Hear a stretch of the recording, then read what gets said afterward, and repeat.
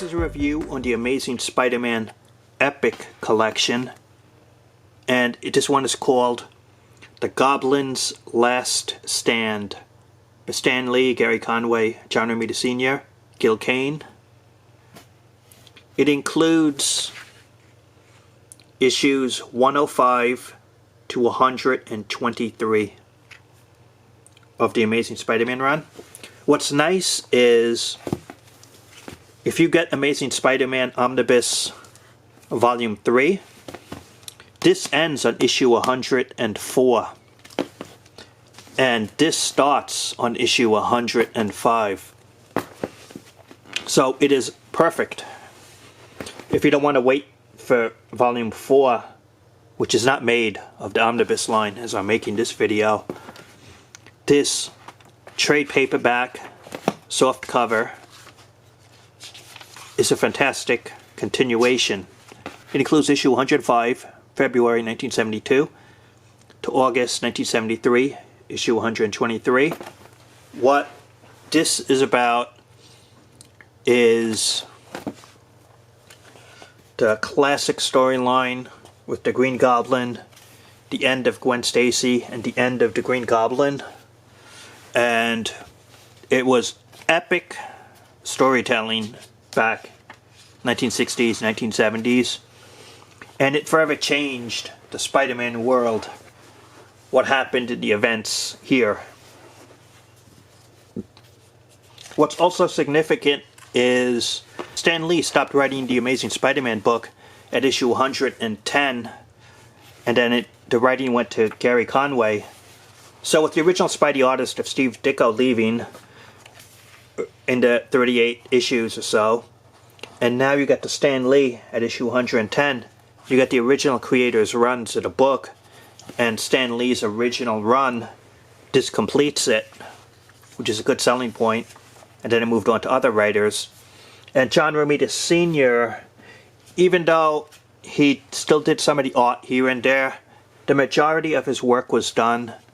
And so the art chores, they went from John Romita Sr. in this volume to Gil Kane, who really didn't have a really extended run, but he did key issues. And it's a sort of a similar style to Romita in a way. And after this, the art later went to Ross Andrew, who had an extended stay in the Spider-Man, the Amazing world. Again, his style was similar to Romita Sr. in a way, but here I think this volume you get a lot of conclusions in terms of story content, in terms of epic storytelling. What happens to Gwen Stacy, what happens to the Green Goblin. You get the end run of Stan Lee. You get more or less the end run of John Romita Sr., even though it doesn't really officially end because he was art director and he did covers and some story ideas. The majority of his work was done, really, after this volume.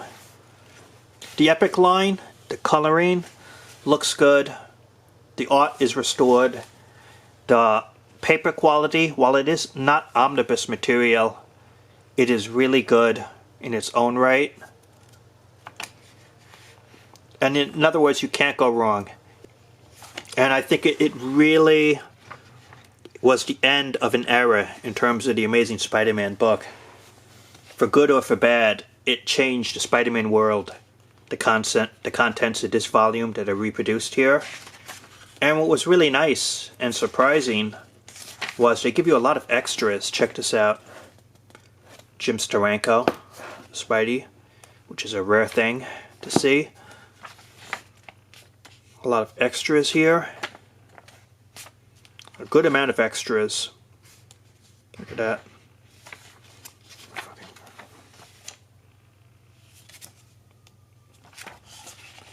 This is a nice, on the first early issues. It tells you the writers, the artists, storylines. I'm surprised you gave so many extras here. Original unpublished pages, some sketches. I really like some of the extras and contents that the Epic line gives. Sometimes it's even more than the Omnibus or the Masterworks. Can't go wrong here. The Epic collection.